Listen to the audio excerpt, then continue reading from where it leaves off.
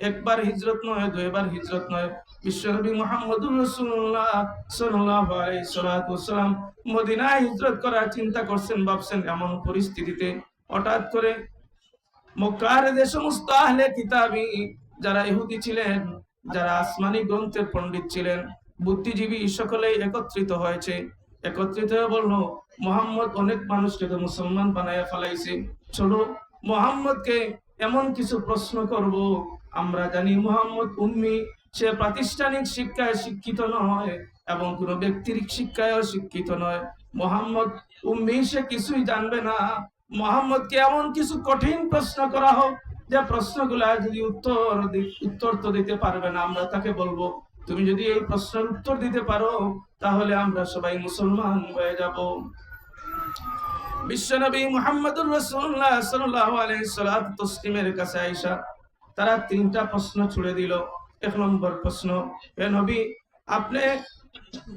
নবী আপনি বলুন, পৃথিবীর মধ্যে এমন কিছু মানুষ, এমন কিছু ব্যক্তি, এমন কিছু আল্লাহওয়ালা ব্যক্তিরা ছিলেন যাদের ইতিহাস কেউ জানে না, যাদের ইতিহাস, যাদেরকে বলা হয় আসহাবে কাফ। এই আসহাবে কাফ সম্পর্কে আপনি কিছু বলেন, আপনি আসহাবে কাফ সম্পর্কে জানেন কিনা। দ্বিতীয় প্রশ্ন তারা করলো, হে নবী, পৃথিবীর মধ্যে এমন একজন বাদশা ছিলেন যিনি তাওহীদ বিশ্ব প্রতিষ্ঠা করেছিলেন। আজকের বিশ্ব ব্যবস্থা চলতে তাগুত বিশ্ব, যা আল্লাহ রাব্বুল আলামিন মুসলমানদেরকে তাওহীদ বিশ্ব প্রতিষ্ঠার নির্দেশ দিয়েছেন।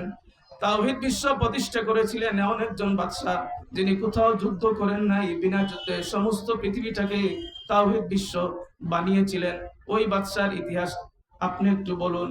আর তারা জানতে চেয়েছিল, এখানে দুইটি বর্ণনা পাওয়া যায়, একটি হাদিসে এসেছে তারা রূহ সম্পর্কে প্রশ্ন করেছে, কিন্তু কোরআনে কারীমের দৃষ্টিভঙ্গিতে বোঝা যায় আল্লাহ রাসূল সাল্লাল্লাহু আলাইহি ওয়াসাল্লামকে তারা হযরতে খিজির আলাইহিস সালাতু ওয়াস সালাম, যাকে আল্লাহ রাব্বুল আলামিন ইলমে লাদুনি দান করেছিলেন, জাহিরি ইলম, তাশরিঈ ইলম আর তাকওয়িনী ইলম, এই মহান বিশ্বটা কিভাবে চলছে আমরা তো চোখ দিয়ে যা দেখি তাই বুঝতে পারি, অনুধাবন করতে